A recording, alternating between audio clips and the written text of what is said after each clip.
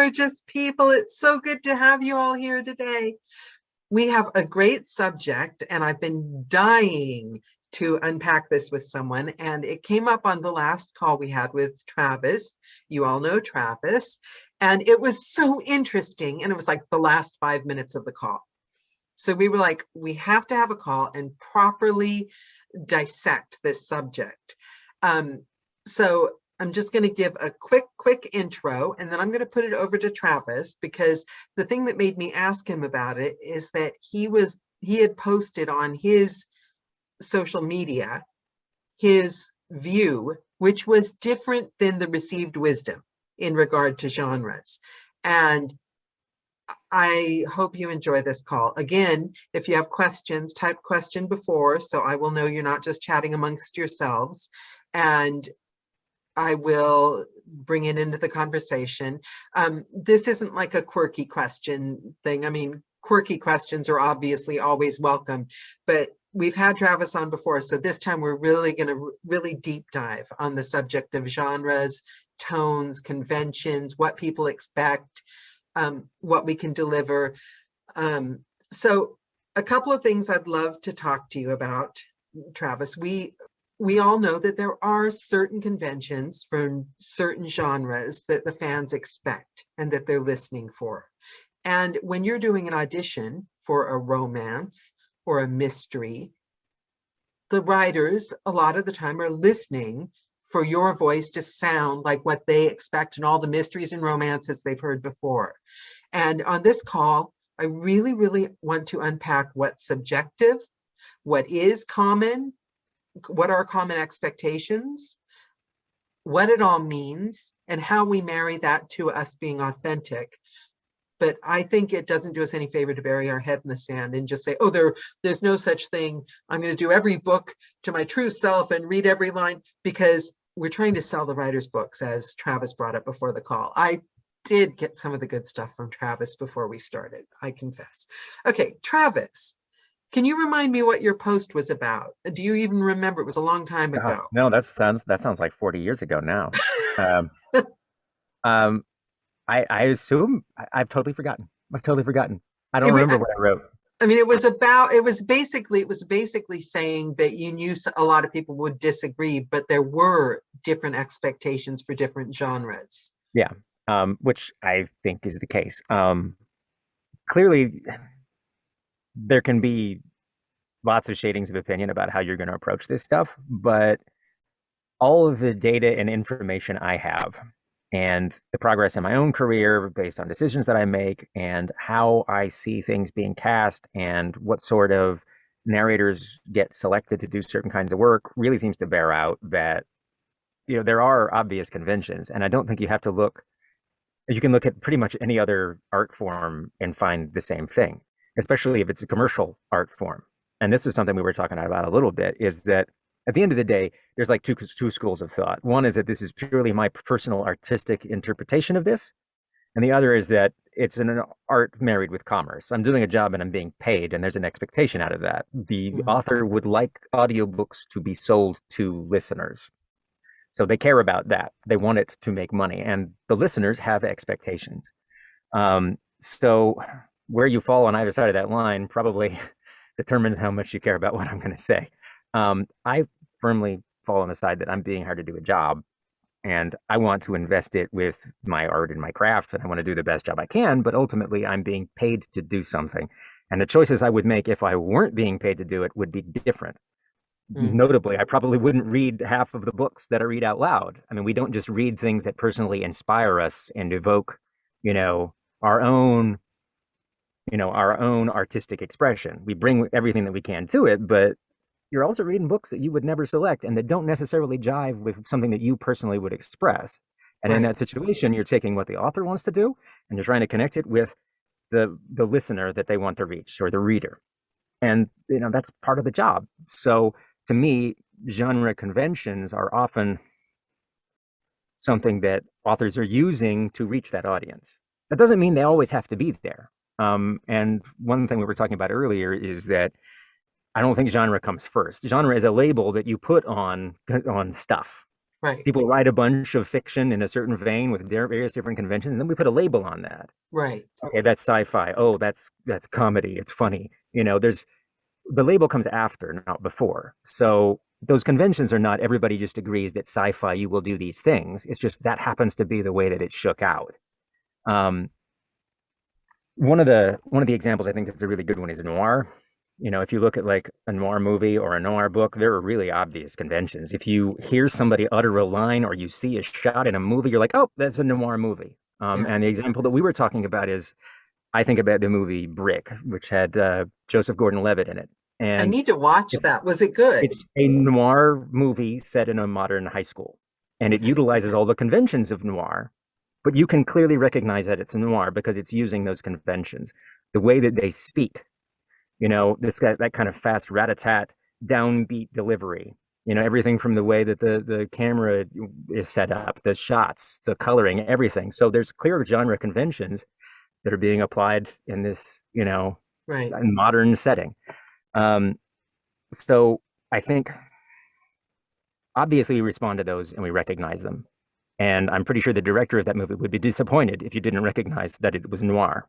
And I think that also happens in books. That doesn't mean that all of them are done the same, though. It's not like, oh, I'm reading a sci-fi book. Well, here's the 5 things I got to do. Yeah. Aha, I'm following the conventions. You still have to pay attention to the book, but Yeah. being aware of the conventions lets you know how to respond. I mean, you'd be like, if you wanted to be a rock musician, you probably want to know how to play the electric guitar, right? If you're Yeah. if you're an Yeah. instrumentalist. But that doesn't mean you're not going to occasionally have a song that has some cellos in it. But if you go in to become a rock musician and all you know is the cello, maybe you should learn how to play the guitar or whatever. There's certain expectations that you want to be cognizant of and that you want to be fluent in before you break all those rules. But versatility, because if you're a voice actor and you go and do a voice job, they're going to ask you for like maybe 1 million takes. Can you be more enthusiastic? Can you be more this? You're getting that direction from somebody. So the Yeah. genre can be just another element of direction. Yeah. Another element of this is a receive. Because I know Frankenstein, I did Frankenstein and I'm a girl, right?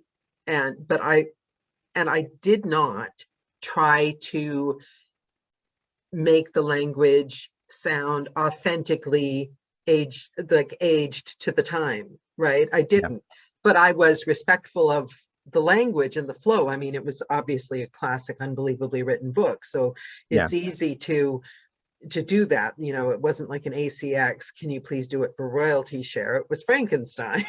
Mm-hmm. And it sold really well, and people loved it.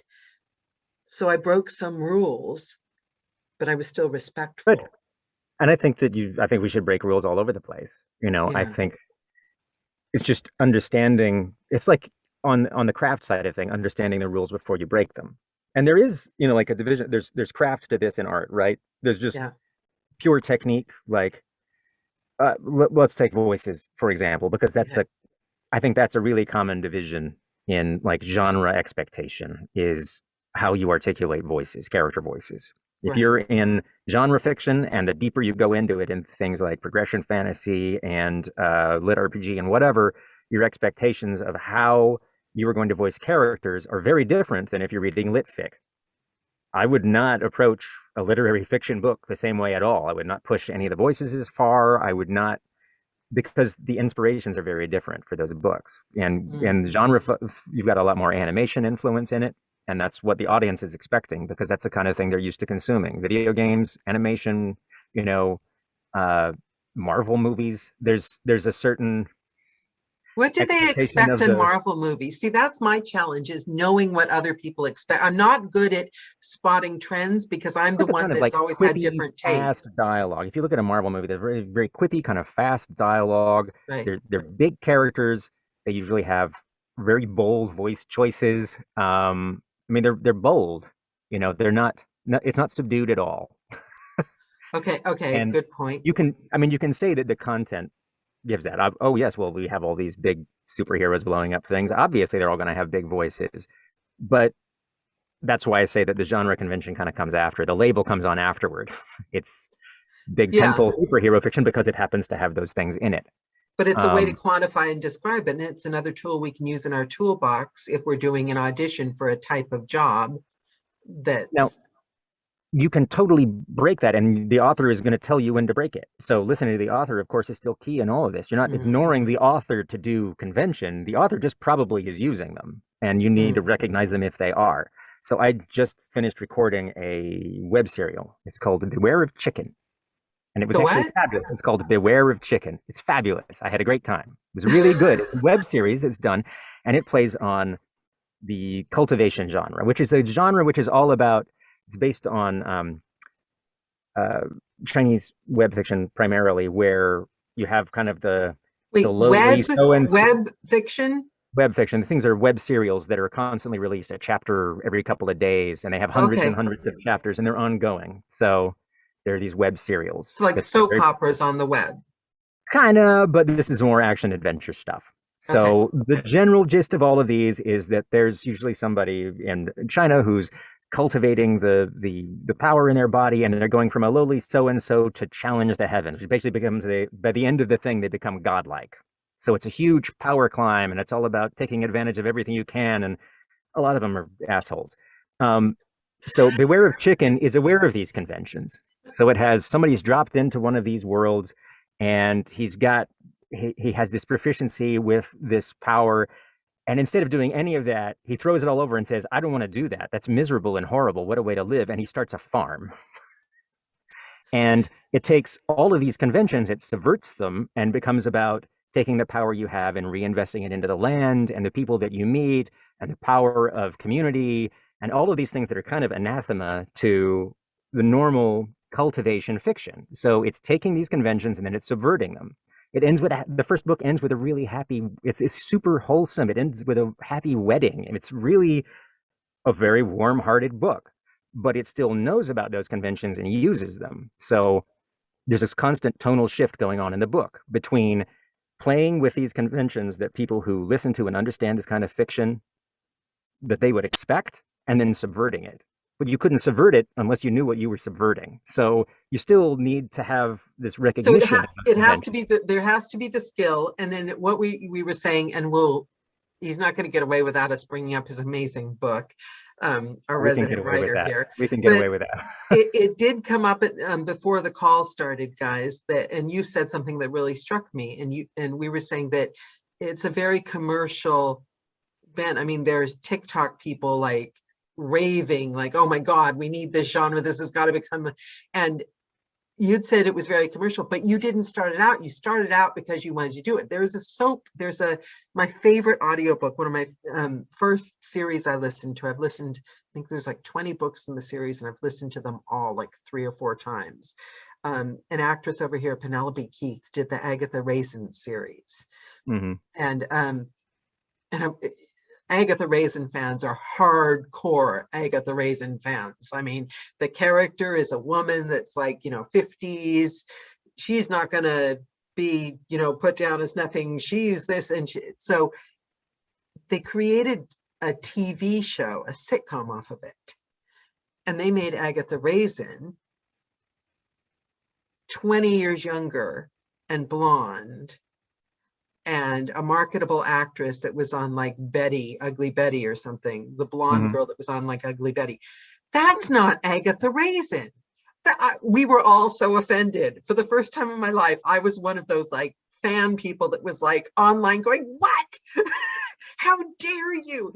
Because I think it's exactly what you said, though. It's okay to play with things, to make them commercial and give them a sharp, shiny twist, but it has to be coming from. I mean, I still think you have to be respectful of what the author says. I don't think that you should be subverting what the author intends. Right.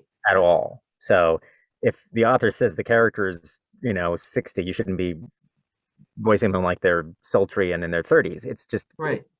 I don't advocate ever taking what the author is doing and like subverting it. Right. And when we say this is commercial, and I don't want to sound like I'm just like crassly commercial about this either, because if I wouldn't do this job just to get paid.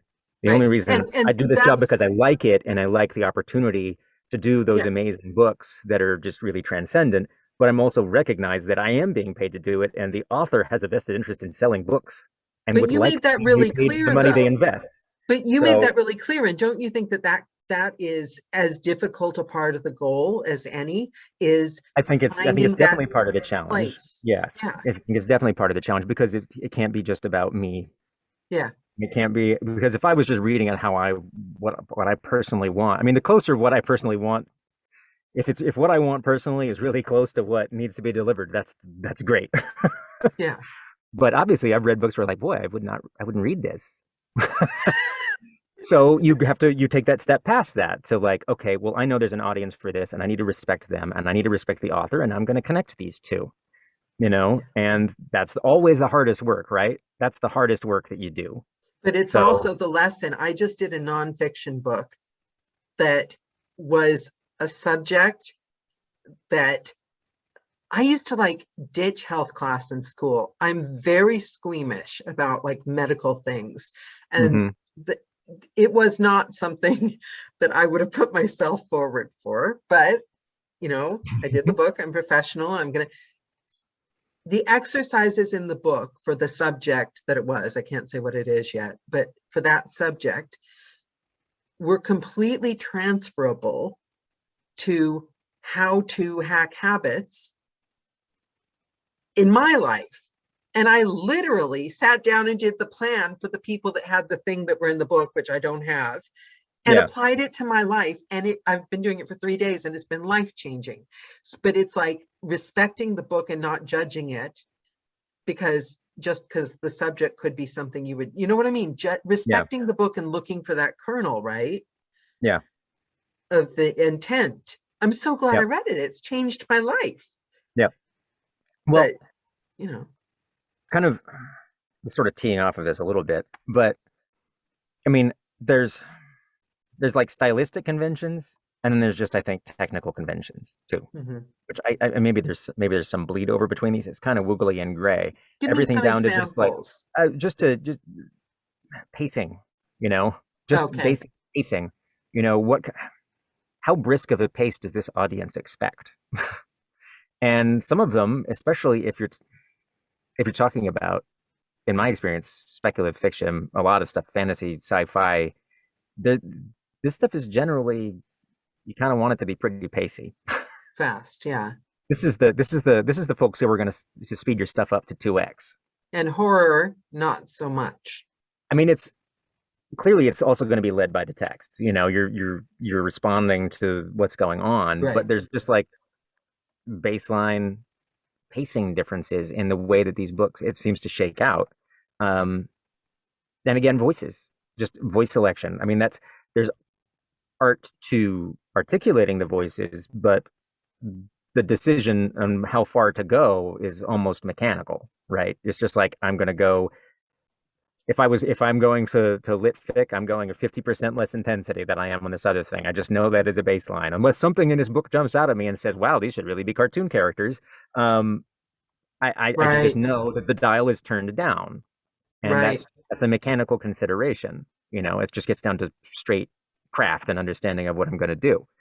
Um, there's, I mean, there's tons of. It's hard to talk about a lot of these things because it's just like how it's like the difference between a naturalistic delivery and a really declarative kind of newsy delivery. There's And all see, sorts and of see, you notches said in that about the between. one I showed you. Yeah. And I think all I hear when I hear that voice is thriller. Like I have listened to books that I would never give the time of day for just because of that narrator. Hmm. Just Well, because. again, I'm not trying to denigrate anyway. No, It's just, it has a no, and I different, know, like, it evokes something different for me. and I didn't take it at all that way, but it just really pointed out to me how subjective some of those, and I think that's where I wobble because I have different perceptions than the majority of people that, I'm so Well, and some of, I wrote mean, some of it is just like, what are our own, what are our own exposures to preconceptions. convention and what are we immersed in, right? Yeah, If you listen to a certain kind of thing for a lot, then it kind of, it absorbs into your expectations for that, you yeah, know? if you listen to pacey, speedy audiobooks and all of a sudden you switch over to something which is, just kind of glacially paced, kind of like that old school style audiobook narration where it's Yeah, really yeah. deliberate and we're really afraid you might miss a word and we don't want that, you got to have a second between every sentence. That's really old school. We were talking about this also earlier. Like if you watch like a comedy movie from 20 years ago, Yeah. it's like it's in molasses because the pacing of comedy has evolved so much.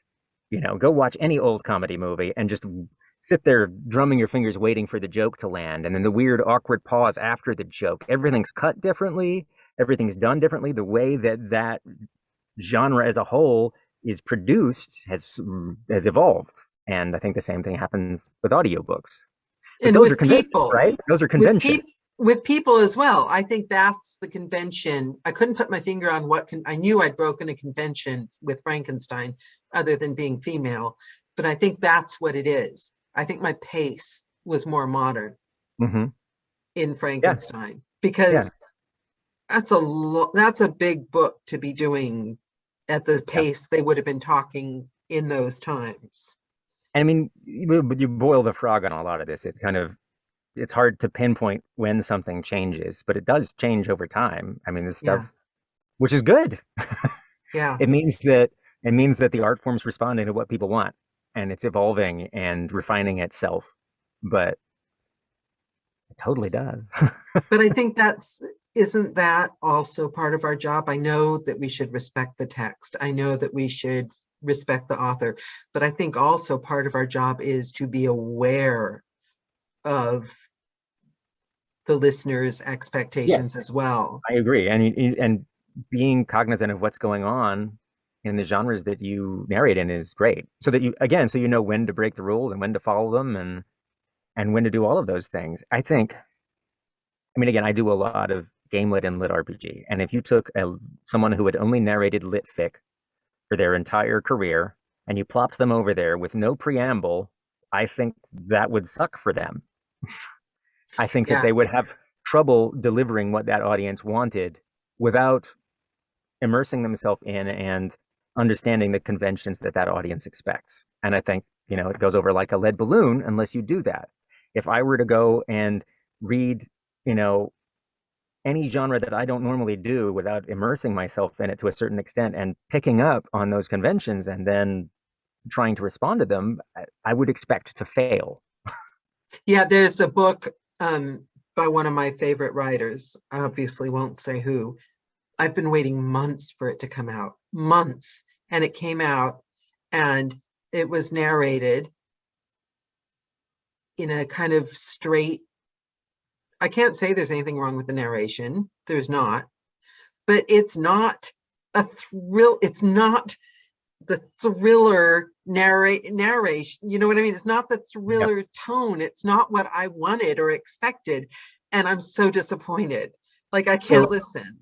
I want to add like another layer to this, which is Yeah. that there's a whole bunch of stuff you add beyond the conventions that I think is what makes it sing, right? The convention is Okay. that's just like your baseline, right? But if you want to stand out at doing anything, just cleaving to conventions also isn't enough. So if you want to be well known or if you want to have something that's uniquely yours, just doing exactly what everybody else is doing is also not enough. So I really don't want Right. to give the impression that you're just slavishly, okay, well, here's what so and so did. I'm going to do it exactly the way that they did it, So because what in do and of you itself, that's do? not good. So what do you do to become the best? Um, I think that you have to get comfortable enough with with the genre and the conventions and the kind of stuff that's being done to realize where there's a lack that you can fill, where Okay. there's something missing that you wish was there and that you think somebody else wishes was there.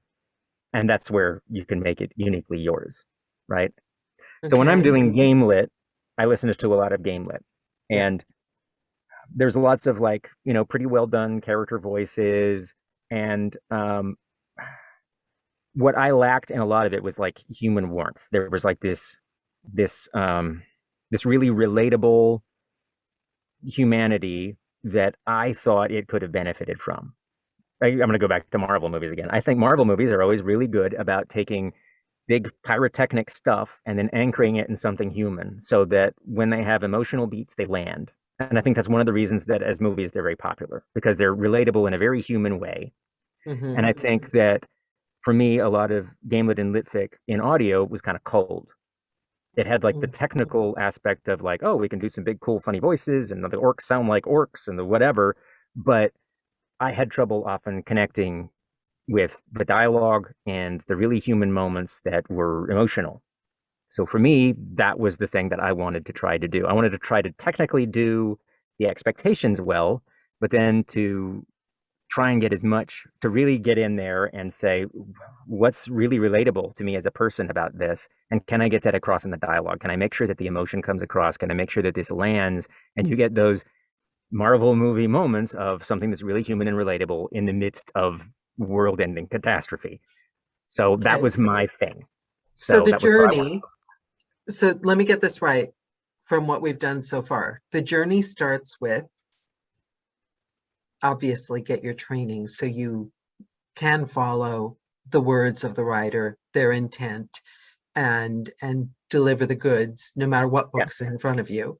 the basic Then technique of being a narrator. Yeah. yeah, then being aware of the genre and immerse yourself in the genre and identify for yourself the conventions that you hear, pace, tone, rat-a-tat-tat, going faster, going bigger, going half, half that level, um, the feeling of something pent, something, brooding.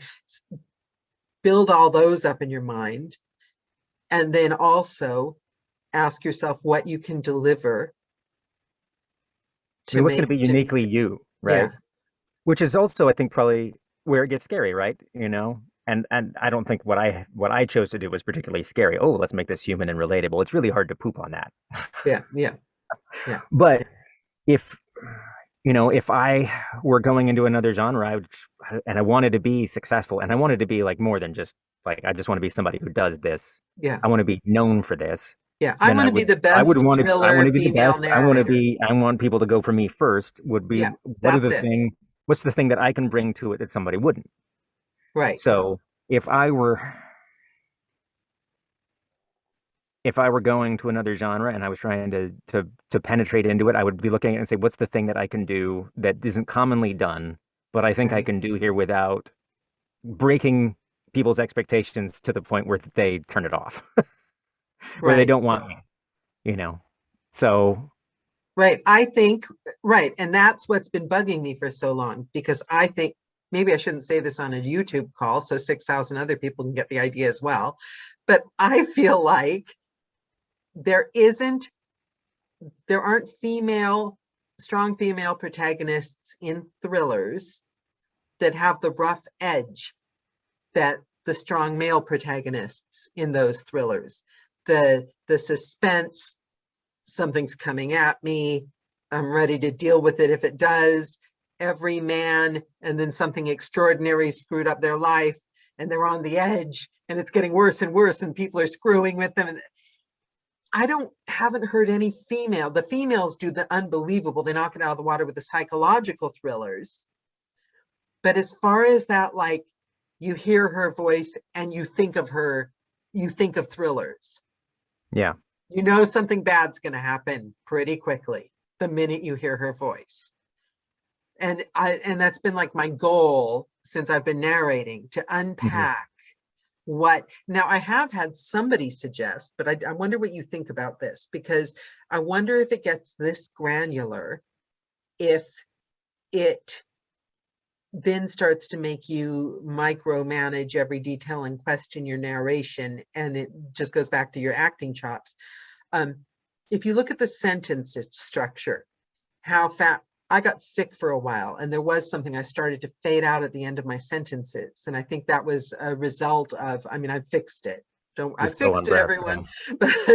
But do you think there's something to be said for different genres, whereas the pace is at the beginning of the sentence, or the pace is declarative, or and a full stop at the end of the, do you think that's something to like analyze and mess with, or should it just be instinctual and acting?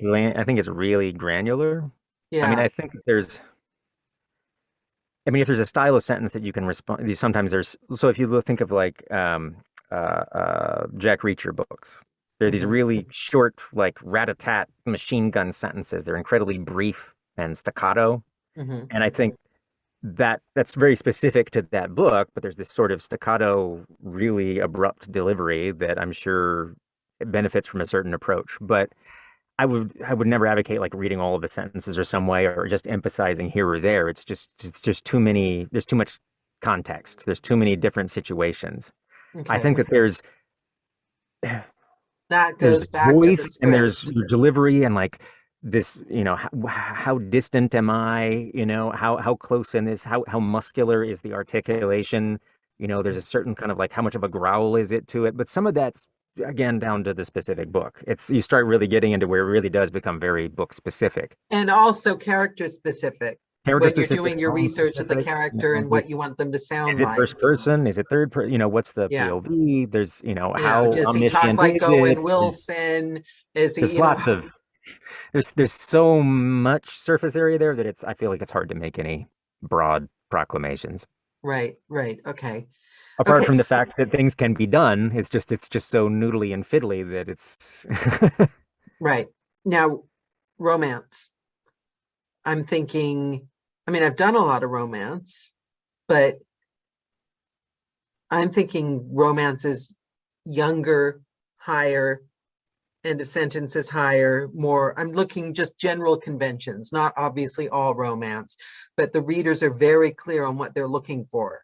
The romance. See, and I don't listeners. know. I see a lot in the way that they're cast. If you look at the kinds of voices they're cast, especially when you see, duets and duels, there seems to be like some real clear trends in the kind of delivery that romance listeners respond to, but it's not something I've studied in depth. So I don't feel like I could like comment on it and say, oh yes, this or that or the other.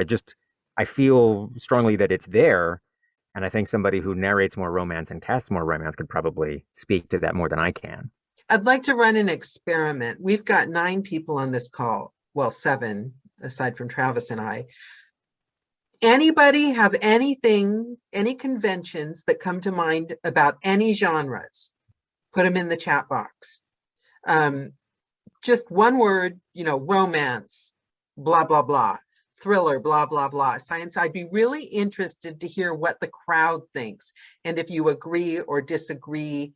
And it'd be really interesting to just get a sample of what people think of the different genres. Pick a genre and off the top of your head. So yeah, I think this is fascinating because also I wonder how much romance, breathy. Yeah, I could see that. Alpha romance, deep male voice. Yeah, because they want them to look like those guys without the shirt on the cover, huh? I also think about things like disaster fiction, post-apocalyptic survivalist fiction. I think there's really clear expectations on those. It feels to me like there's real clear expectations on those that get down to the audience and what they want. And a lot of them, it's actually like, it's not actually it's not a horror. It's not bad. It's like almost, they're kind of wishing for this simplicity of this kind of life. There's these preppers and people who are like actually kind of longing for this. I want to get back to a simpler time. So there's actually a sort of like almost weird combination of like that sort of military fiction delivery and like kind of nostalgia. Yes. Okay. I got to tell you, Travis, I just did one called the Doomsday Book of Fairy Tales. And I had so much fun. I wish I could do another one. Who knew the apocalypse, post-apocalypse could be so much fun? And it's quite heavy stuff, but it doesn't make you want to be heavy.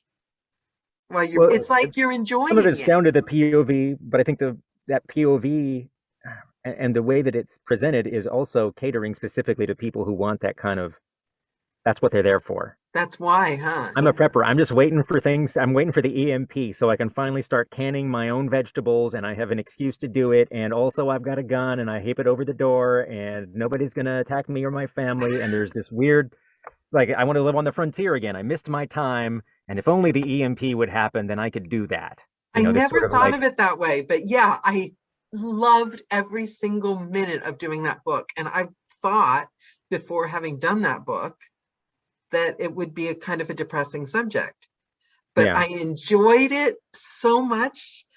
It was fabulous, I've got to say. I don't know if I gave it the right tone. I hope I did, but I really, really loved it. Okay, so alpha romance, deep male voice, nonfiction teaching voice, confident, romance, millennial upspeak. I would love to be able, I did try sometimes to fake that millennial upspeak in an effort to get like, but the thing is like, you don't do yourself any favors trying to, oh, I'll try to get a younger job, or I'll try. I mean, we want to be versatile, right? But do you not find that if you end up getting the job that totally isn't suited to you, then you have to do the job? I mean, Um, mostly I want to do the thing that lets me do what I'm good at, right? That's what yeah, I want yeah, because I enjoy that because yeah. I get to be good at it. That's a nice feeling. Doing something that I'm failing at constantly, unless that's something I want to do and want to get better at, is not really super attractive to me. So Well, I'm not telling, because I always hated nonfiction.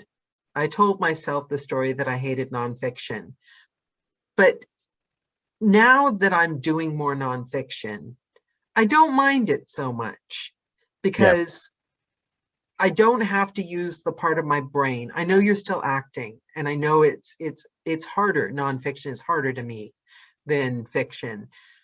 But like this last book, there's no way I'm ever going to sit down and read a book like that on my own. So it yeah, literally kind of drags me to the party, and it does challenge me and teach me in a way, you know what I mean? That yeah. and I've got, yeah, Tad, I listen to lots of history. Yes, teaching voice, but not talking down teaching voice, a fine line. And military sci-fi, flat. Um, Often very funny though. If you listen to R.C. Bray, there's often a lot of humor in those, and R.C. Bray and Ray Porter are kind of like you listen to their voices and their delivery and the way they approach those. There is a specific approach. Their voices are lend themselves well to it, but you can see those kind of conventions laid bare a little bit there. what's the difference between military sci-fi and post-apocalypse? I think military sci-fi is one. I think it tends to be a little funnier from a lot of them. It seems to have a different kind of sense of humor. Some of it's Was it going to be like black people on humor. spaceships, but they're part of the Yeah, I mean it's government? military sci-fi. It's more like what's a good Aliens is almost military sci is basically military sci-fi, not aliens. But and there's just a real big tonal difference to me between most of the books. Again, because one of them is more like almost a cowboy thing. It's more frontier, and And the other is more action, gallows humor. Um, yeah, uh, Nancy says gallows humor in military big, is common. more bombastic in a lot of ways, and usually has some kind of cynical or quippy, comedy relief seems to get wedged in there a lot too. Yep, Yeah, like it's really different to Amish. me. I did a series of Amish books. I think I might have too sarcastic an edge to my voice, which not now in retrospect, I don't see the Amish tone as sarcastic. Yeah. So, I mean, and for a lot of this, you can say that that stuff is in the book, and it's probably fair to say it. Like you're responding to what's in the book. It's Mhm. just, I still think there's a lot of subtleties of spin to it Yeah, that because that if you you're can really observe when you Amish, you're see not it going to done well. respond. But I mean, Yeah, if you're Amish, you're not going to respond the way Daniela, a Valley girl, is going to respond, yeah. right? So we have to kind of be, yeah.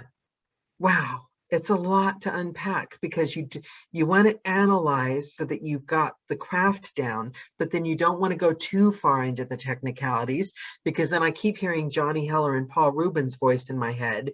Take it down, be in the moment. What are you seeing right now? You're reacting.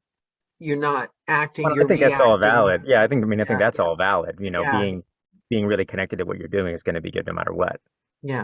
I mean, And most of this stuff, I think you have to internalize to a certain point where it's instinctive anyway. yeah, You're like making these observations, you're thinking about them, you're trying things out, and eventually they have to be just something that's instinctive that you are Yeah. automatically doing based on what you're faced with. And But before you go in the booth, not while you're not figuring or things out yeah, while you're doing the narrating.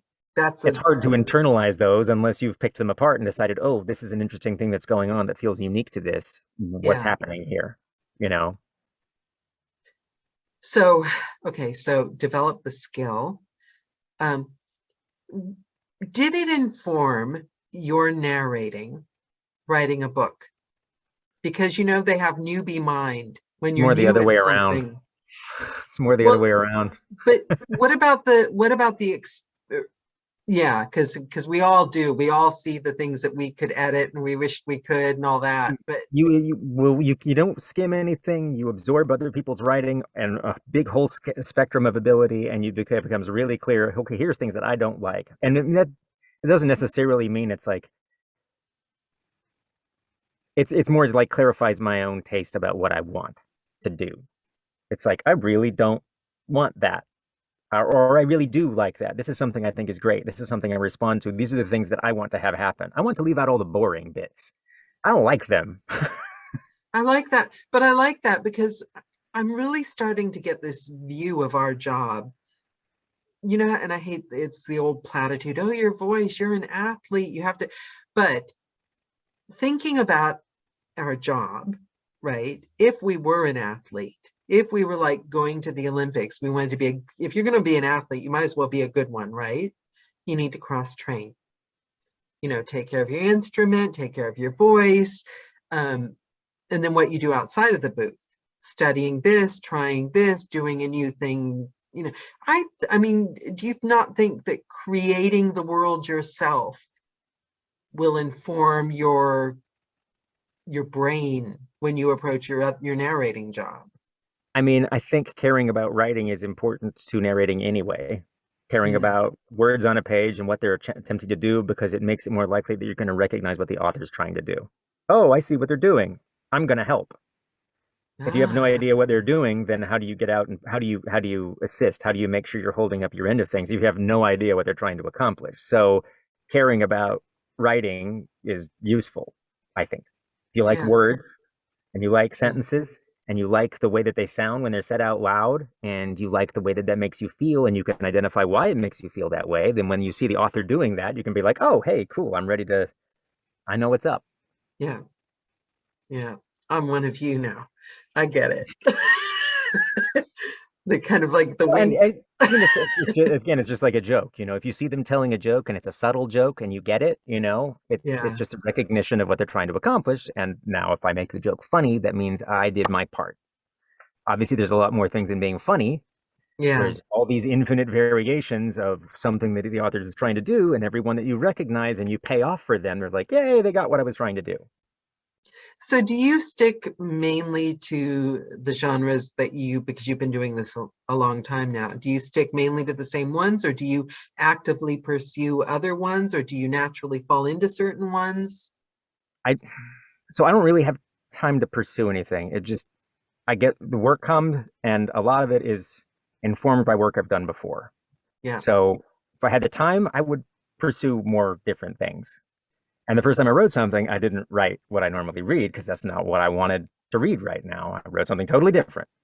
Um, so I would love more variety because I like it. But also, if there's stuff on your doorstep, and it's good work to be done, yeah. I'm good at this. I'll keep doing it. So I would totally. I love a sweet romance, so that's what I wrote. So do you, so do But you I don't not, get a lot of those. but do you not think you might try to pursue one and sneak one in, time allowing I someday? mean, if I Like, get them, I can, but it's hard with time allowing. It's yeah, hard for me to squeak anything in at present. If it comes, I try and prioritize it, and I do have a certain amount of there's a certain amount of kind of YA and some kind of sweet fantasy romance that I do get from a couple of authors. And I love that I still have those in my slate of things to do because yeah. I really enjoy them and they're very cozy and they make me feel good. But, a lot of the stuff I write is things with like 12 books in a series and they put out 3 a year. And that does not take very long for that to stack up incredibly deep. Yeah. Which was a very smart genre to choose, by the way. I didn't choose it. It chose me. It chose me. I didn't do it at all to start with, and then I did one. And just those things just sort of happened. So I can't really claim any credit for it. It's just the way it worked out. And it's like Did most you of this stuff, people come to you. They're like, "Oh, I wrote a book like that book that I liked, and you did the audio. Well, I'm gonna ask you to do it." So it's self-fulfilling. did you read it first though? Were you a fan No, before you? no, I was How not. did it happen? I can't remember if you've told me It's the because it's story. genre adjacent. So, I mean, I started out doing speculative fiction. I figured I would be doing more thrillers, stuff like that, a little bit of horror or whatever. I did Will White's Unsold, which is progression fantasy, which is incredibly popular and sells a bajillion copies and is really well known. He's a very successful independent author. And a lot of other authors in adjacent genres wanted to emulate his success or were inspired by his success. And it's just not a very far leap from the Mm. kind of fiction that he was writing to game lit and lit RPG. So me coming from making video games, I was leery of it. I was like, I made games. I don't want to read something made up by somebody who doesn't make games about making games. It's like if I built airplanes, I'm going to go read a book by somebody about making airplanes that's never built an airplane. Why would I do that? At the end of the day, that was a silly position to take because at heart, it's either a good story or it's not a good story. That's it. But that's how I ended up doing it. I was genre adjacent, and then it just sort of bled over into that. And that's what I became. I have kind of like a little broad, not broad, 2 or 3 in a subgenre that I'm well known for, and that's what I end up. That's why people come to me. Well, I think because you said the word heart, that when I look at you and I hear you talking about everything, the book, the work, everything, it feels like you're very heart centered. Like you just you found I hate the word authentic, but I've got to think of a better one to use. You found a spot. You figured out how you wanted to work in it, right? And you've got to. Am I fair to say that you've got a grip on what feels like you, and you're Yes. following Yeah. I that? mean, I know what I Your do and what I want to instinct. do and why I want to do it. You Yeah, know, I have a really clear idea of what I want to, and it's not that I don't constantly have things I want to work on or change yeah. or improve or whatever, but I know, You I know follow what your gut, I don't know you? what my brand is or whatever as far as narrating goes. I know why people ask me to read books, or I think I do, And you like it though, and but I, you're and I following enjoy what you doing it. want to do, I aren't you? enjoy doing it. I mean, Yeah. I feel really lucky to be able to do this job. It's a really great and fulfilling job, and sometimes it's very hard, but mostly it's really good. But you're doing it So from the inside out. A lot of people aren't happy with it because they don't feel they're finding the success they want, because I feel that they're working from the outside in. They're looking at what everyone else is doing, and is that right? And they're testing what everyone else is doing, and they don't have the heart, that instinct, that center of they never ask themselves, what do I want? there's some, I wish I could remember the text of the post or what it was, but it was about developing taste and it was about being good at stuff. And I've always really liked this specific note. And it was about when you first start doing something, you're gonna make mistakes and you're gonna make stuff that's bad. But while you're doing that and while you're refining, what you're really developing is your taste. It's your ability to identify what is good Yeah. Who am and I? What do what I? Yeah. what specifically about this is good, and to be able to make a very fine distinction of if I do it this way or this way, which one is better and why. And that refinement of your taste as you do that is like super important to being able to be good or a standout at something, because you're ultimately what people will come to you for is your ability to express your taste in a way that they respond to. And your Deborah taste should says, ideally not be the same as everybody else's because it's this purification of your idea of what is good. Deborah says, is it the Ira Glass quote? It might be, and I wish I remembered whose quote it was. It I'm going probably to go is. look that up. I think it's a well-known quote, I'm going and to I look wish I that up. had the full body of it. But it's that refinement of your taste, and I really think that feels true to me. I love that, because you're working from strength. And that's why people love you, because Um, we all want that, because we all want to be able to work from our center. right? And I think people see that in other people. They might not know how to get it themselves, but it's a And good place to be. and I guess as far as that goes, when you're talking about like genre conventions, it's the context of that taste. My taste in this context. So I do all this game lit, which is often some kid or guy between the ages of 15 and 32 who is off to save the universe from some incredible threat. And, he starts out as a bit of a boofus and eventually becomes less of a boofus. And that's the journey. And a lot of it is self-insert. So people are reading this stuff, putting themselves in the place of the main character. So there's this constant challenge of how relatable is this character who starts out as a doofus and is supposed to get better? How much do his personality flaws offend the people who are listening? And the authors are constantly trying to ride this line. How do I make this flawed character that you don't loathe? And choosing how you Oh, lean into that is really important when in audio.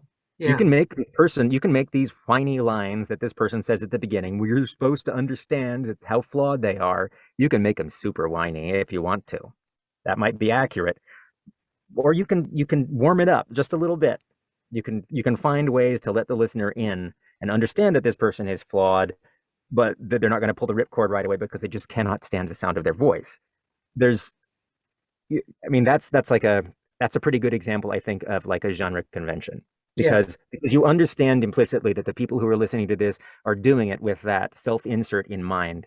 You read the reviews, you look at the kind of audio that's being produced and what people respond to you, and you say, look, this is what gets them in the door. So I don't want to shut them out. The author doesn't want me to shut him out. The author's trying to ride this crazy line too. I got to understand that this line exists and to try and make sure that our listeners get on board. And you I marry could read that the with, thriller reviews. I've never actually, that is so embarrassing. I never actually thought to read the reviews I read lots of for reviews. the books that I Or would want I to don't do do. it as much as I used to, but I did it a lot. I did it a lot. And I certainly read all mine. Oh, I don't read mine at all. I have Oh, I somebody have read to. mine for me in case there's something I need to know. I have to. I have to. Yeah, I can't no, not. no, no. I don't because something, That's raw material. no, see, to me, I'll get feedback from someone I trust that will give it to me in a way that's professional. But I read somewhere and people get me wrong. They think it's the bad reviews I'm avoiding. It's not. It's the good reviews. When I started this job, I came from an acting background, and you wait and bite your fingernails after every show for those reviews that can make or break your life. And I would get like these really over the top raving reviews when I was new at this. And then the bad one. And the bad one, I'm, an actor. I know, okay. They don't mean anything. It's somebody ordering pizza, Jimmy on the couch with an unhappy life, and he's, just taking it out on people. But the really good ones would make me feel like, oh, I'm amazed. And I had to ask myself, what's the difference between the good review and the bad review? It's me seeking validation outside of myself. And I would bring that in the booth. I'm just not, I've got too much experience with reviews to Yeah. be able to take it as anything other than validation. And then I start craving the validation and I start wanting the good reviews. If I'm having a bad day, I would go on to see what the good reviews. So it's the good reviews I'm avoiding more than the bad reviews. Like, I'm not asking for praise. I'm doing it to tell you a story and for the writer. I know that for people that read them, it's not for that reason. It's just, I know the kinks in not kinks, that's not the right word. I know the chips in my personality and I know where I take it. You know what I mean? Um, Tad said, I think it's wise to avoid them. Too many private agendas. You can't know anything. But I think I respect the way Travis says it's, if you're using it as raw material and you're completely separate from it, you're not I mean, using it. some of it gets down to having enough of a sample size where you're able to sift it for things that are useful because you're looking for common threads, Yeah. right? Yeah. I have Now, someone look if for multiple me. people are corroborating something or multiple people like something that you can point to and you can identify, then that's useful. Yeah, I have one-off someone that is looks one of for the me and others. I look for them once a Yeah. month for common Um, threads, but we don't look uh, at our own.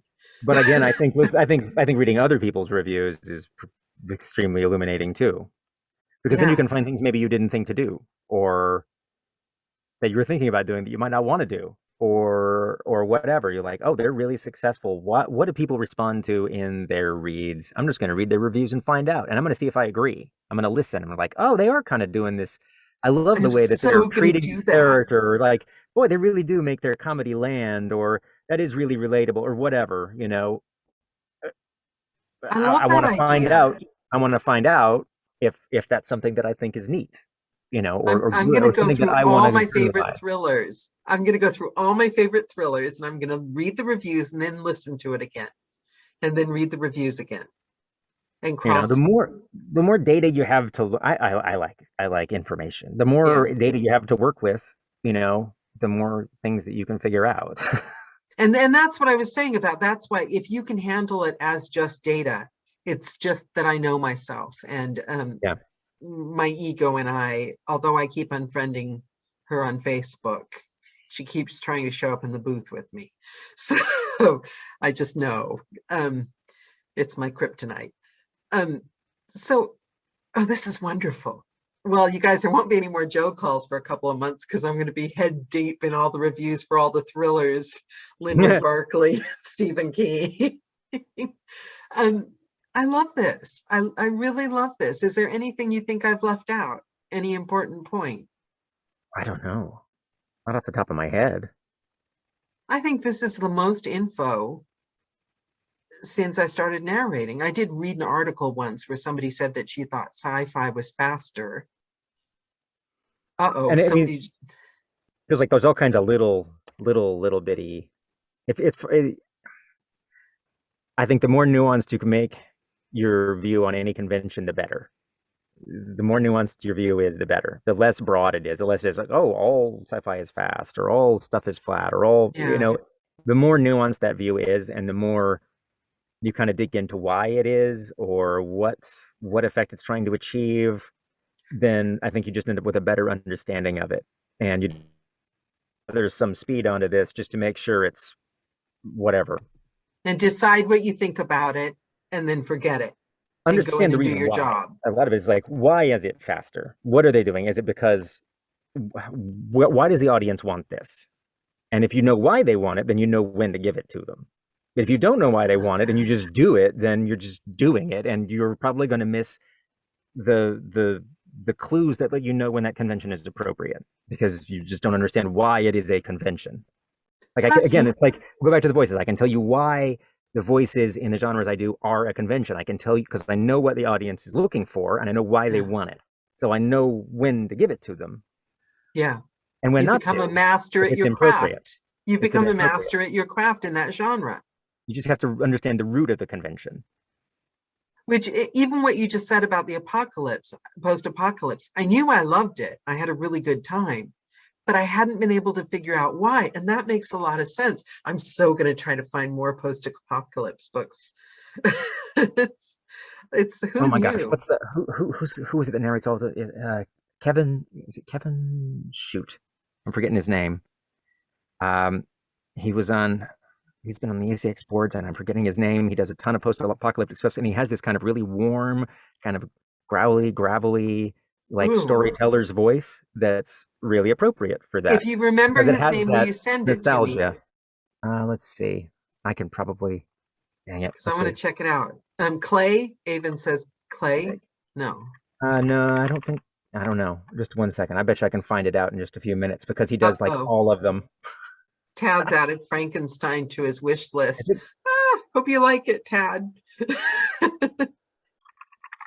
I can swear I will be able to find this. One second. Come on, I can do this. He's got to be in here. Because when I Oh, think storyteller, I think Morgan Freeman and Kevin if you did Pierce. Kevin Pierce. Kevin Kevin Pierce. Pierce. That Kevin name's Pierce. familiar. Kevin Pierce. I believe it's Kevin Pierce. Let's see if I'm crazy. Yeah. Go I'll and check listen it to out. Kevin Pierce read a post-apocalypse book, and you can hear that kind of warm frontier nostalgia. There's almost that he's got in his voice that lends itself well to why people would listen to this fiction and why most of the listeners are listening to this fiction. Or at least I think that's, again, I don't narrate a lot of it, but after having listened to some and tried to figure out why people like it, that was the that was the Rebecca conclusion I says, came yes, to. that's who he is. And There's a certain amount of wish fulfillment to it. but And that's, his voice evokes that wish fulfillment. but that's what we've been saying. I think the common thread that runs through the whole call is if you get good enough at it and then claim it as your own, love it, work it, become it, then you can become, I want to be, I mean, I'm not going to lie. And you guys, don't be modest here. We're all friends. How many of you want to be so good at the ones you want to be good at that you're unmistakable, that they hear your voice and they think of those books? That's what I want. I want my voice to, you know what I mean, to be unmistakable. I want someone on a call someday to go, Daniela, what was her name? Daniela something or other. But you hear her and you immediately, you know what I mean? You want that. That's like the highest honor you've given Mr. Pierce. I mean, I challenge you not to listen to his voice and go like, oh yeah, I see what you're talking about. I'm totally going to check it out. Oh, I've got a lot of homework after this call. I didn't expect that, Travis. Your book, you guys, Travis's book is driving fans nuts. And None of them have read it, so it just has a really good cover art. But also, they know what it's about. So, you know what I mean? The idea is there. When is it out? It's a good pitch right now. Next Tuesday, a week. Are you excited? Yeah, I'm nervous. I'm excited. Are you gonna pop open a bottle of champagne or something? No, I'm gonna go to a coffee shop. Yeah. I'm gonna go to a coffee shop. Are you gonna sign copies? Oh God, I'm sure I will. A couple for people who have helped me. Yeah, Oh, I've got very my list cool. of people in the back, so got to make sure sign copies for people who helped, unless they don't want me to. And I think, am I not wrong that Avon wrote one as well, huh? She did. Yes. Yes. She was my nano buddy. We both finished. Oh, wonderful.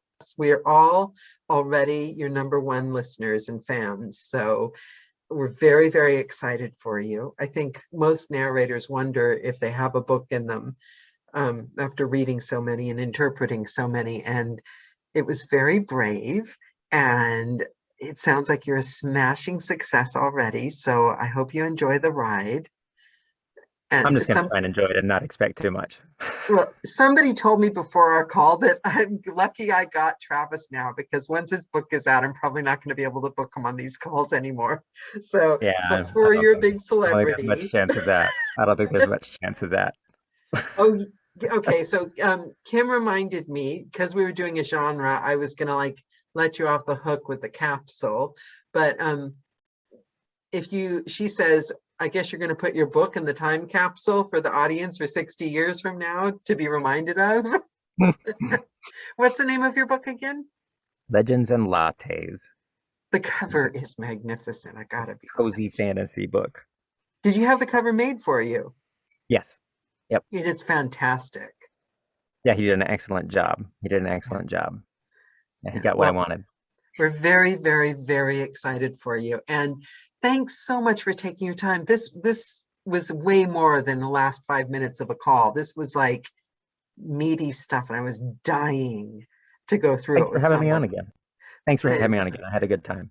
It was very interesting. I'm so going to go do all my homework now.